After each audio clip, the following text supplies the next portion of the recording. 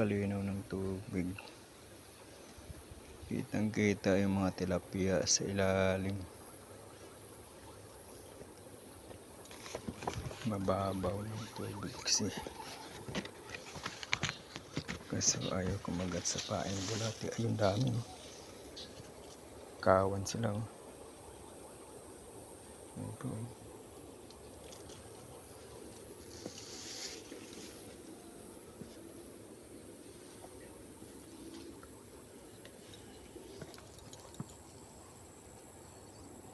Tatago sila doon sa malilim na damuhan.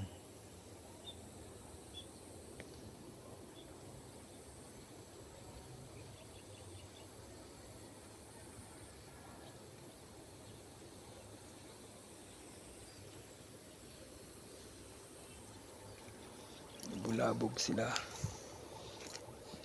kaya nagsilipat ng lugar.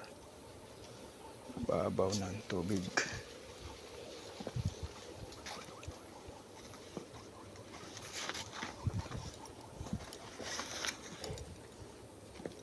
Diba? Andyan yung iba.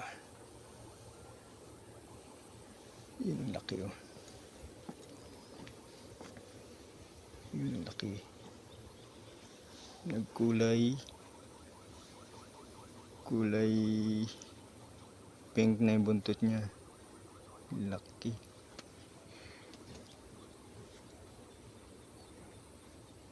Hindi niya ako napansin, kaya yun, lumipat na siya. Yung napansin, kaya hindi siya bulabog. Dito ang tambayan nila. Marami pa yan dito.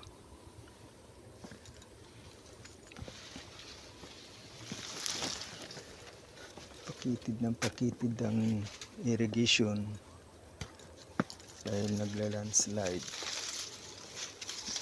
kasi nalagyan ng megalite. Okay, meron pa rito. Malaki rin, oh.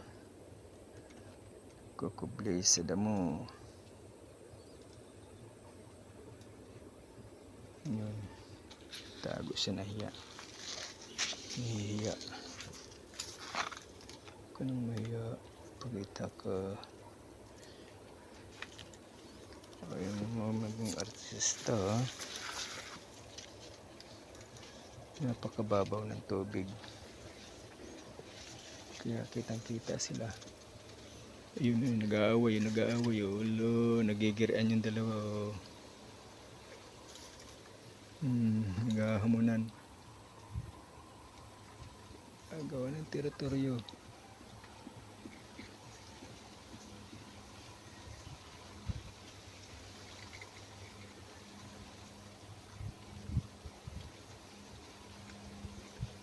Malabo siya kasi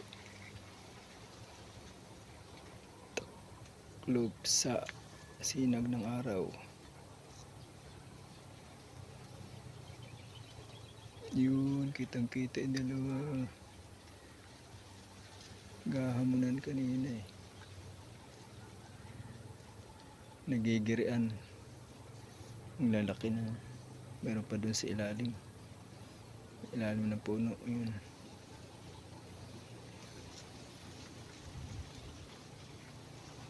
Huli lang yung mga yan pagkalalambatin.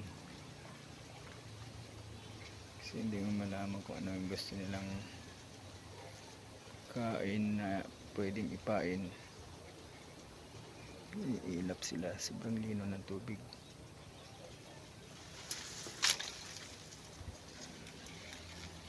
Sa lino ng tubig, kitang kita sila.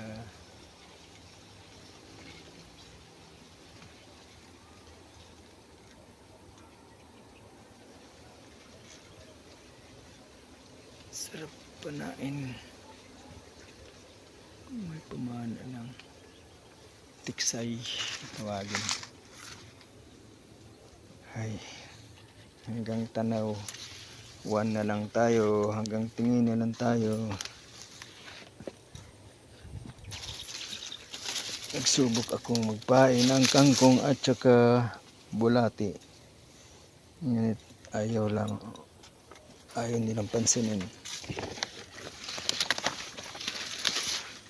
Dito ako sa pader, sa pagitan ng property ng boss ko at irrigation. Ayun na sila, nagsilitawan na naman ng bulabog, kaya nagsilitawan na naman.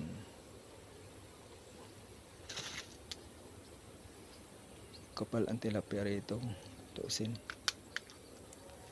Kailangan dito yung number 3 na daliring 3 fingers na lambat ang butas. Yung nylon na pangsabit sa kanila. Kasi clear, hindi nila makita. Kaya gugulat lang sila pagka sila nasilo na. Huli sila, walang kawala. Habang pumapalag sila, lalo silang sasabit sa lambat na nylon. Yan, nagtatago na naman sila dahil bubulabog na naman. Yan lang po kalaki ilog ng irrigation, ngunit sagana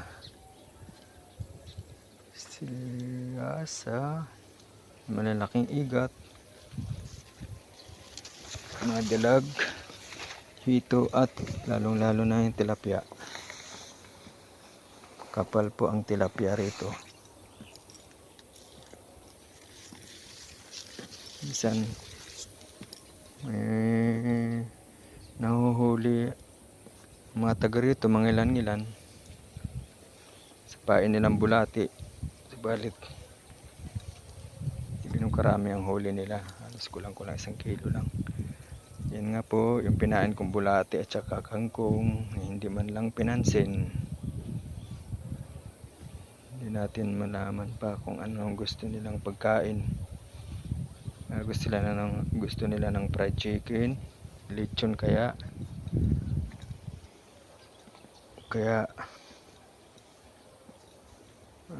sisig,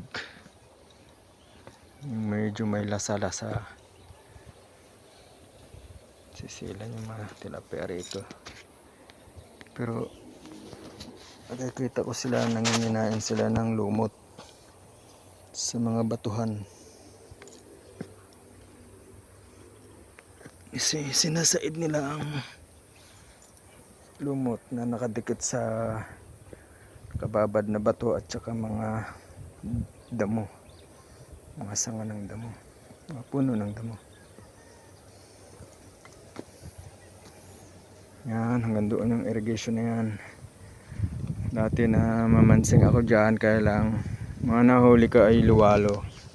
Mga liwalo ang matatakaw sa bulati. Kahit saan mo ihagis ay nakakahuli ng luwalo. Andiyan pa rin yung tilapia nakatambay sa kanyang tambayan, di siya umalis. Pero yung mga kasamahan niya wala na. Ayan. Yan. Yan. Yan siya. Tatago sa malilim dahil sobrang init. Kaya sa malilim ang mga tilapia. Ayan.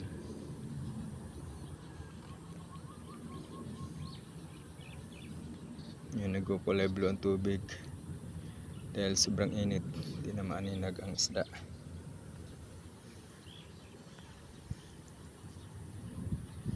Yan na. Kita yata ako kaya nabulabog. Mapailalim sila. Isisid sila sa kailaliman.